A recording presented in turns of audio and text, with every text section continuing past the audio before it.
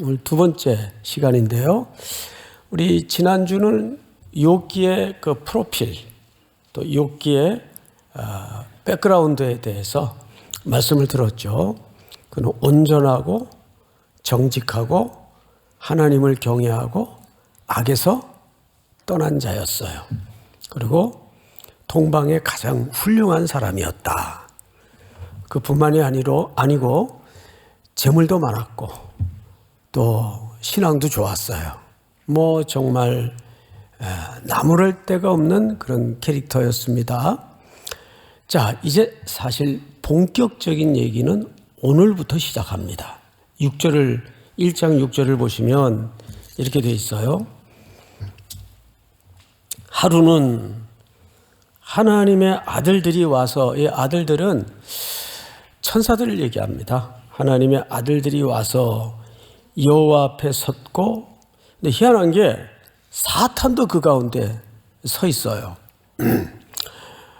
이걸 이제 어떻게 이제 생각하면 거의 그 잘못된 해석으로 번지지 않냐 하면, 사탄도 하나님의 통제 아래 있다는 의미입니다. 사탄도 하나님의 뭐 아래 있다고요? 통제 아래 있다. 자, 이건 하나의 이제 천상회의가 열린 겁니다. 그 중에 사탄이 끼어 있으니까 하나님께서 넌 어디 쏘다니다 왔냐? 물은 거죠. 예, 그냥 뭐 여기저기 돌아다니다 왔습니다. 사탄의 속성이 정처가 없어요. 그러니까 하나님께서 뭔가를 이렇게 자랑하고 싶었던 것 같아요. 8절을 보세요. 여호와께서 사탄에게 이르시되 네가 내 종 욥을 주의하여 보았느냐? 이렇게 된 거죠. 너 그래? 그러면 너 돌아다니다가 혹시 내 참 사랑하고 신뢰하고 믿을 만한 종이 있는데 너 욥 봤니? 그럼 봤죠. 어떻든 하나님이 자랑스럽게 여기고 긍지를 가질 만합디다. 근데 얘기가 여기서 그냥 끝나버려야 되는데 사탄이 도발을 해요. 이게 1차 도발입니다. 이렇게 얘기를 해요. 그리고 이 이야기는 자, 8절을 볼까요? 여호와께서 사탄에게 이르시되 네가 내 종 욥을 주의하여 보았느냐? 그와 같이 온전하고 정직하여 하나님을 경외하며 악에서 떠난 자는 세상에 없느니라. 하나님이 욥에 대한 신뢰고 믿음이고 자랑이었어요. 그러자 여기서 사탄이 딴지를 걸어요. 하나님, 그건 뭐 누가 상식적으로 생각해도 그렇지 그럴 만한 이유가 다 까닭이 있으니까 그 정도 경외하는 척, 하나님을 사랑하는 척 하는 거지, 까닭 없이 하나님을 경외할 인간이 세상에 어디 있습니까? 근데 이 사탄의 고소가, 이 사탄은 무슨 역할인가 하면 세상적으로 표현하자면 검사 역할이에요. 기소를 하는 거죠, 하나님 앞에. 까닭 없이 그런 사람이 어디 있어요? 오늘 주제가 뭡니까? 까닭 없이 사랑할 수 있을까? 이게 사실은 욥기 전체를 관통하는 굵은 주제가 됩니다. 9절을 볼까요? 사탄이 여호와께 대답하여 이르되 욥이 어찌 까닭 없이 하나님을 경외하리까? 주께서, 사탄의 말이 계속됩니다. 그와 그의 집과 그의 모든 소유물을 울타리로, 여기 뭐가 나와요? 울타리. 우리 인간에게는 3층 구조의 울타리가 있어요. 환경이라는 울타리가 있죠. 그죠? 환경. 가난하고 잘 살고 이거 다 환경이죠. 두 번째 울타리가 뭐예요? 건강이에요. 몸. 세 번째 울타리는 영혼이에요. 결국 욥기는 이 세 개의 구도로 점층적인 접근을 해 들어갑니다. 욥기를 보면. 자, 이렇게 얘기한 거예요. 모든 소유물을 울타리로 두르심 때문이 아니니까. 무슨 얘기냐 하면 하나님께서 욥에게 자식도 잘 주시고 재물도 많이 주시고 좋은 아내도 주시고 그러니까 욥이 하나님 경외하는 척하지 그런 거 다 이렇게 하나님 싹 걷어가 보세요. 그래도 까닭 없이 그런 조건 없이 하나님 경외할 만한 사람이 세상에 있을까요? 없어요. 이렇게 도발을 한 거예요. 자, 이제 하나님에게는 뭐가 필요해요? 그럼에도 불구하고 까닭 없이 나를 경외하고 사랑할 수 있는 인간이 가능하다는 걸 누군가 증명해 줘야 돼요. 그래서 욥은 여기에서 그거를 증명하고 그거를 증거하고 변호해내는 인물로 설정이 된 거예요.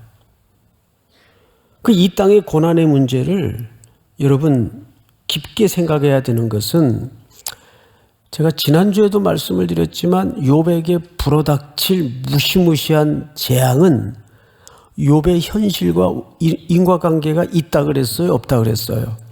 없다 그랬어요. 자, 근데 하나님은 왜 이러실까? 그 하나님의 의중이 사실은 더 중요하죠. 우리 요한 1서 4장을 좀 띄워주세요. 제가 읽겠습니다. 하나님이 우리를 사랑하시는 사랑을 우리가 알고 믿었노니 하나님은 무엇이라? 하나님의 본질이 사랑이에요. 그래서 삼위 하나님은 서로 어떤 관계인가 하면 협력 관계이면서 또는 연합의 관계이면서 또는 서로 사랑의 관계로 삼위 하나님이 존재하십니다. 그런데 더 기가 막힐 설명이 뭐냐 하면 그 사랑 속으로 우리를 늘 하나로 묶기를 원하시고 우리를 부르시기를 원한다는 게 하나님의 피조물인 형상대로 지음받은 타락된 인간을 향한 하나님의 궁극의 초대입니다. 성경을 잘 보세요. 하나님은 사랑이시라. 사랑 안에 거하는 자는 하나님 안에 거하고 하나님도 그의 안에 어떻게 하시느니라. 예, 맞죠? 하나님이 저와 여러분들을 향한 궁극의 목적지는 우리를 그분의 삼위 하나님의 사랑 안으로 불러주시는 거고 하나님이 그 삼위 하나님이 우리 안에 거주하시고 내주하시어 교제하기를 원하시는 거예요. 그래서 아들을 내어주기까지 우리를 사랑하신 그 사랑을 증명하심으로써 우리로 하여금 스스로 주님, 제가 정말 이제야 십자가에 나타난 아들을 내어주시기까지 나를 사랑하신 그 사랑을 제가 알겠습니다. 제가 믿겠습니다. 그 얘기예요. 우리 한번 같이 읽어볼까요? 시작. 하나님이 우리를 사랑하시는 사랑을 우리가 알고 믿었노니 하나님은 사랑이시라. 사랑 안에 거하는 자는 하나님 안에 거하고 하나님도 그의 안에 거하시느니라. 아멘. 그러니까 욥기는 사탄은 뭐라고 고발하죠 지금? 에이, 그런 조건들이 있으니까 하나님을 사랑하지. 그거 한번 걷어가 보세요. 인간 중에 그런 사람이 어디 있어요? 왜 하나님이 열받았어요? 그래? 자, 그러면 내가 허락할 테니까 건강과 생명에는 손대지 말고 너 한번 욥에게 지닌 것 싹 걷어가 봐라. 그래서 13절서부터 놀랍게도 19절까지 욥이 쌍망합니다. 계속 종들이 보고를 하고 들어와요. 주인님 큰일 났어요. 왜 그러니? 스바 사람들이 떼거리로 몰려와서 양떼 소떼 다 죽이고 종들 다 죽였어요. 그런데 그 보고가 숨이 먹기도 전에 또 종이 들어왔어요. 갑자기 하늘에서 불이 내려가지고 수많은 종들이 다 불타 죽었어요. 저만 홀로 남아서 이렇게 도망쳐 왔습니다.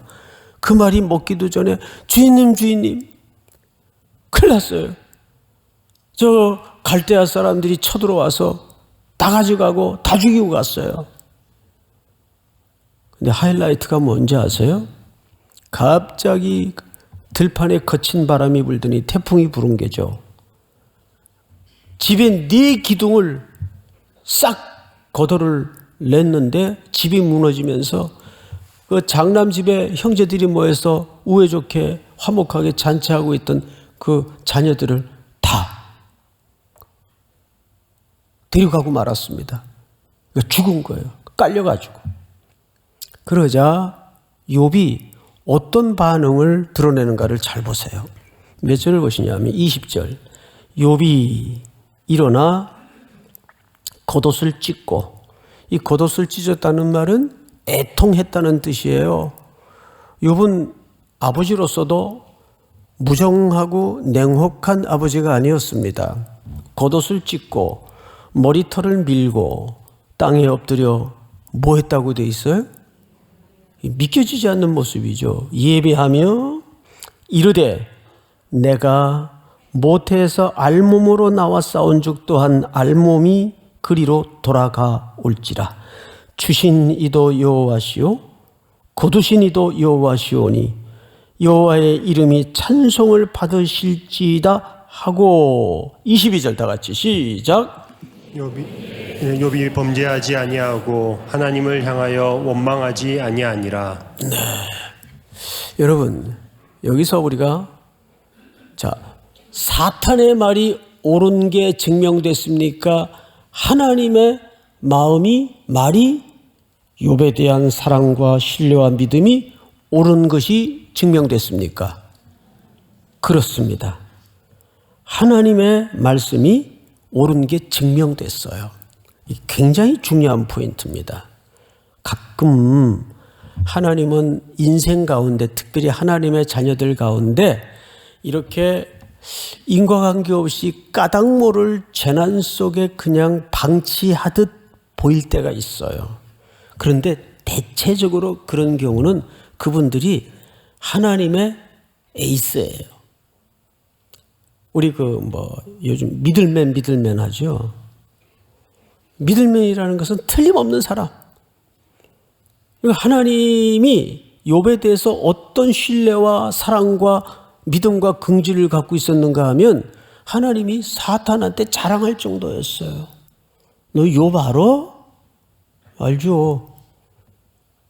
나를 경외하고 정직하고 악에서 떠났고 온전한 사람이야. 이때 사탄이 열받아가지고 까닭 없이 하나님을 경외할 사람이 누가 있겠습니까? 자식이 너 그럼 나랑 한번 해볼래? 그래서 시작된 일이에요.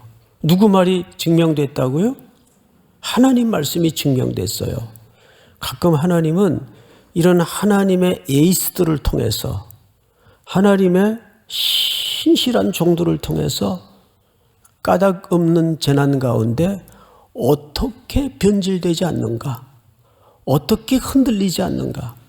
22절을 보시면 이 모든 일에 욥이 범죄하지 아니하고 하나님을 향하여 원망하지 아니하니라. 할렐루야. 때로는 해석도 안 되고 설득도 안 되고 이해도 안 되는 생의 길목에 그런 경우들을 마주할 때마다 우리는 이 태도가 필요합니다. 믿으십니까? 여기서 딱 끝나서 여러분 욥처럼 이러고 이제 우리가 축도 받고 나가면 딱 좋을 텐데, 이 사타이란 얘가 아주 그 성격이 쌈박합니까? 아니면 지저분하고 끈질깁니까? 그 어떻게 하셨어요? 우리 보면 알죠? 예. 지저분하고 끈질겨요. 자, 이제 2차 전이 벌어집니다. 그게 오늘 본문이에요. 또 하루는 2장 1절이죠. 하나님의 아들들이 와서 여호와 앞에 서고 사탄도 그들 가운데 와서 여호와 앞에 서니 여호와께서 사탄에게 이르시되 네가 어디서 왔느냐? 사탄이 여호와께 대답하여 이르되 땅을 두루 돌아 여기저기 다녀왔나이다. 3절 다 같이 시작. 여호와께서 사탄에게 이르시되 내가 내 종 욥을 주의하여 보았느냐? 그와 같이 온전하고 정직하여 하나님을 경외하며 악에서 떠난 자가 세상에 없느니라. 내가 나를 충동하여 까닭없이 그를 치게 하였어도 그가 여전히 자기의 온전함을 굳게 지켰느니라. 그러니까 하나님이 이제 쫙 이게 어깨가 올라가신 거예요. 봐, 내가 뭐라 그랬어? 욥이 네가 생각하는 것처럼 그렇게 얄팍하지 않아. 네가 도발하는 바람에 까닭없이 재난을 허락했지만 봐라, 욥이 무너지던가 이렇게 되신 거죠. 자, 그런데 이놈이 사탄이 4절 사탄이 여호와께 대답하여 이르되 가죽으로 가죽을 바꾸오니 사람이 그의 모든 소유물로 자기의 생명을 바꾸올지라. 이 말이 좀 어렵죠. 굉장히 오늘 해석 중에 가장 어려운 대목인데 여기에 보면 히브리 말로 전치사 하나가 나와요. 부아드라는 전치사는 무슨 뜻인가 하면 무엇 대신에 라는 뜻이에요. 그 말을 오늘 우리 성경에는 어떻게 번역을 해놨는가 하니 바꾸다, 뭐를 대신하다, 대체하다 그런 뜻이에요. 그러니까 가죽으로 가죽을 대신했다라는 말은 무슨 뜻인가 하면 이런 뜻입니다. 하나님께서 1차 펜스를 걷어가셨는데도 무너지지 않으니까 이제 사탄이 이렇게 얘기를 하는 거예요. 하나님, 이왕 이렇게 된 거 한 번만 더 해보면 안 돼요? 야, 이놈아, 뭐가 남았다고 한 번 더 하냐? 뭐 아무것도 남은 게 없는데. 꾸물꾸물 하다가, 그래도 아직 가죽이 남았잖아요. 가죽이 뭐예요? 피부. 예? 그 피부. 그래서 피부병을 걸리게 하면 그 건강을 유지하기 위해서 영혼이라도 팔걸요? 신앙이라도 팔걸요? 대체할걸요? 이런 뜻이에요. 이건 진짜 본질적인 도전이에요. 앞서 환경을 가지고 덤빈 것도 참 무시무시한 고통이었는데 이번에는 건강을 가지고 치는 거예요. 근데 하나님이 어쩌자고 그래. 이왕 이렇게 된 거 끝까지 한번 해보자. 네가 맞나 내가 맞나. 근데 조건이 있어. 생명은 유일한 것이니까 생명은 건들지 말고 내 허락하에 건강을 한번 쳐봐라. 무너지나. 그래서 무시무시한 피부병이 걸립니다. 여러분 피부병 걸려본 적 있어요? 없으면 말을 하지 마세요. 자, 여기 보면 이렇게 돼 있어. 8절. 욥이 재 가운데 앉아서 질그릇 조각을 가져다가 몸을 긁고 있더니 질그릇 조각 깨가지고 얼마나 가려우면 몸을 벅벅 긁고 있는 거예요. 자, 그런데 오늘의 하이라이트 9절. 우리 여성들만 우리 다 같이 시작.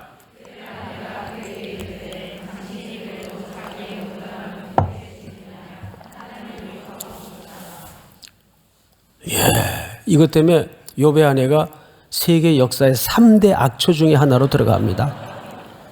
저는 이 본문을 읽다가 그만 욥의 아내의 매력에 빠졌어요. 사실 히브리 원문에는 욕이라는 단어가 없습니다. 이게 조금 의역이 된 거예요. 근데 워딩은 맞아요. 틀린 건 아닌데 욕이라는 단어 자체가 없어요. 여러분 생각을 해보세요. 생태 같은 자식들 다 하루아침에 죽어. 그것도 깔려가지고 평생 정직하게 벌어놓은 재물 다 날라가. 그 수많던 종들 흔적도 없이 사라졌어요. 그런데 신랑이라는 작자가 이제 몸에 병까지 들었어. 그리고 잠 못 이루고 질그릇 조각을 깨가지고 벅벅 긁고 있는데 뭐라고 기도를 하냐 하면 주시는 이도 여호와시오 거두어 가시는 이도 여호와시오니 내가 붉은 몸으로 왔으니 붉은 몸으로 돌아가는 것이 당연하옵니다. 그러면 그 옆에서 와이프가 아멘 할렐루야. 그게 더 이상한 거지. 예? 그런 녀석은 무섭지. 너무 안타깝고 화가 나니까. 그래 당신은 시컨 예배하다 죽어. 예배하다가. 이 욕이라는 단어가 바라크라고 돼 있어요. 축복하다, 경배하다, 예배하다 그 뜻이에요. 여러분 이해가 되죠? 그걸 이제 의역을 해가지고 욕을 했다고 돼 있는데 원문에는 그냥 바라크예요. 축복하다 이런 뜻입니다. 저는 너무 이해가 되는 거예요. 오히려 만약에 그 옆에서 와이프가 아멘 이러면 더 섬찟하죠. 뭐 이런 사람이 다 있나? 예? 자, 근데 문제는 이랬으면 1차전 때와 같이 우리도 이런 재난과 환난 속에 고난 속에 입으로 범죄하지 말고 하나님을 증명하고 드러내고 그분께 영광을 돌리십시다. 그러면 나도 뭐 별 고민 없이 아주 그 메시지도 감동스럽게 끝이 날 것이고 자 우리 다 같이 일어나서 조문을 열고 나설 때 뭐 이러면서 축도하고 끝나면 분위기 좋고 근데 욥의 어려움이 본격적으로 다음 주부터입니다. 다음 주부터 멀리서 친구 셋이 찾아오죠. 소발, 엘리바스, 빌닷 찾아와서 이제 길게 37장까지 격렬한 논쟁이 벌어져요. 이 논쟁은 뭐에 대한 논쟁인가 하면 결국은 신앙에 대한 논쟁이에요. 하나님께서 욥기를 통해 이렇게 3층 구조로 우리의 신앙을 건드리실 겁니다.